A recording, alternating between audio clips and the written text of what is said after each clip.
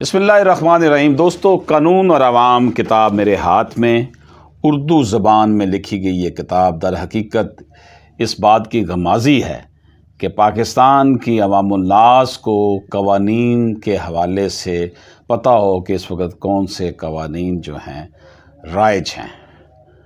اس لیے اس کتاب میں جو 5ویں نمبر پہ ہمارے پاس جو آرٹیکل ہے، ٹاپک اس کے اندر شامل کیا گیا ہے، cyber crimes electronic crimes act.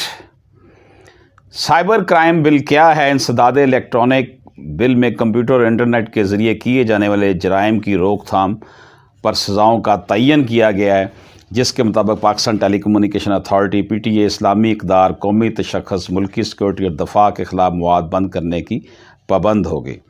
Cyber crime کی ایک عام تعریف یہ بھی کی جاتی ہے کہ ہر ایسی سرگرمی جس میں کمپیوٹر یا نیٹ ورکس کو ایک ہتھیار کے طور پر استعمال کرتے ہوئے کسی کو ہدف بنایا جائے یا مجرمانہ سرگرمیاں کی جائیں یا انہیں مخصوص فریقین کے خلاف جو ہے نا اسے کی جانب سے خلاف قانون اس کو کنسیڈر کیا جائے گا۔ عام فہم میں بات کی جائے تو مختلف سطحوں پر سائبر کرائمز میں لوگوں کی پرائیویسی کی خلاف ورزی، ہیکنگ، سوشل نیٹ ورکس میں استحصال، معلومات انفراسٹرکچر پر سائبر حملے، سائبر دہشت گردی، مجرمانہ رسائی، فحش پیغامات، ای میلز، دھمکی امیز پیغامات، ای میلز، ڈیٹا تک غیر قانونی رسائی وغیرہ شامل ہیں۔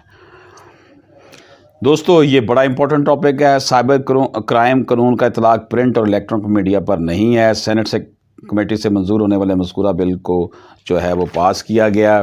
اس بل کے سیکشن 3 کے مطابق اگر کوئی شخص اگر بدنیت کی بنا پر کسی ایسی انفارمیشن یا ڈیٹا کو حاصل کرتا ہے جسے حاصل کیے جانے کو اسے اختیار نہ ہو تو اسے 3 ماہ قید یا 50,000 روپے تک جرمانہ یا دونوں سزائیں ہو سکتی ہیں۔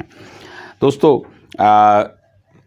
بل میں کس جرائم کی وضاحت کی گئی ہے جن پر پاکستان پینل کوڈ PPC کی 30 دفعات لاگو ہیں؟